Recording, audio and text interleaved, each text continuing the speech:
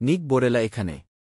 আমি একটি ছোট ভিডিও বানাতে চেয়েছিলাম যেখানে আমি বলবো কেন আমি বিশ্বাস করি যে পৃথিবী সমতল। এবং হ্যাঁ, এটি সমতল।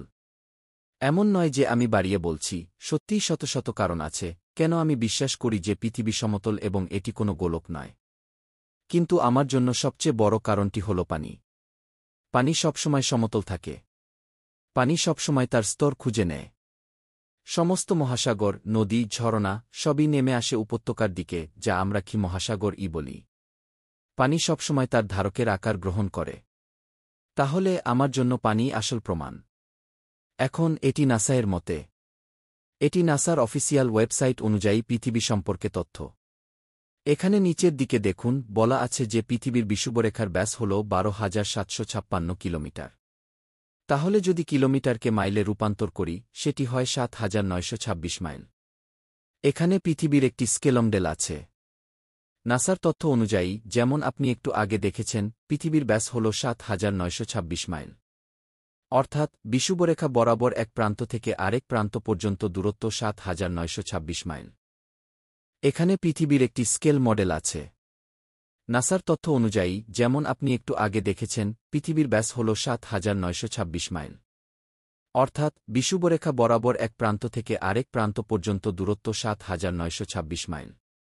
এখন হিস্ট্রি চ্যানেলের মতে বিশ্বের সবচেয়ে দীর্ঘ নদী হল নীল নদী।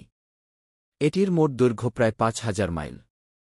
কিন্তু সরলরেখায় যেমন পাখি সোজা উড়ে যায়, পরিমাপ করলে দেখা যায় উৎস থেকে সাগরে পতনের স্থান পর্যন্ত মোট দৈর্ঘ্য প্রায় 2,400 মাইল। যেমন আমরা দেখলাম নাইল নদীর দৈর্ঘ্য, এবং এটি সরলরেখায় মাপা হলে উৎস থেকে সাগরে পতনের স্থান পর্যন্ত প্রায় 2,400 মাইল। এটি পৃথিবীর ব্যাসের প্রায় 30%। তাহলে যদি আমরা নাসার কথায় বিশ্বাস করি, তাহলে সূত্র অনুযায়ী প্রতি 1 মাইলের বর্গের জন্য 8 ইঞ্চি বক্রতা ধরতে হবে। এখন হিসাবটা এরকম দেখাবে: 2,400 মাইল 2,400 মাইল 8 ইঞ্চি। এতে মোট ফলাফল আসবে ইঞ্চিতে। এরপর সেই ইঞ্চিকে 12 দিয়ে ভাগ করলে আমরা পাব মোট ফুট। তারপর সেই ফুটকে আবার 5,280 1 মাইলে যত ফুট দিয়ে ভাগ করলে আমরা পাব মাইলে। এবং ফলাফল দ্বারায় মোট বক্রতা হওয়া উচিত 727 মাইল। এখন যদি সেটিকে 2 দিয়ে ভাগ করি, তাহলে দেখা যায় যে মধ্যবিন্দুতে বা শীর্ষ বিন্দুতে উচ্চতা দাঁড়াবে 363 মাইল। অর্থাৎ নাইল নদীকে তার উৎস থেকে মধ্যবিন্দু পর্যন্ত 363 মাইল উপরে উঠতে হবে, এবং সেখান থেকে আবার 363 মাইল নিচে নামতে হবে শেষ বিন্দু পর্যন্ত। মোট হিসেব করলে উৎস থেকে শেষ পর্যন্ত উচ্চতার পার্থক্য দাঁড়াবে 720 মাইলেরও বেশি। এটি দেখতে এমন হবে। এখানে যদি আপনি এই ছবিটি দেখেন, তবে এখানে হবে নাইল নদীর উৎস বিন্দু। তাহলে সেটিকে 363 মাইল উপরে বাঁক নিতে হবে মধ্যবিন্দুতে পৌঁছাতে, এবং সেখান থেকে আবার 363 মাইল নিচে বাঁক নিতে হবে শেষ বিন্দুতে পৌঁছাতে।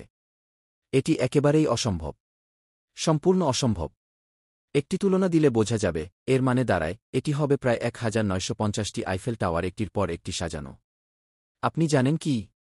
আমার কাছে এমনকি যথেষ্ট আইফেল টাওয়ারের আইকনই নেই এই স্ক্রিনে দেখানোর জন্য। আমি কপিপেস্ট করতে করতে ক্লান্ত হয়ে গেছি, তবুও কয়েকটা কম হয়ে গেছে।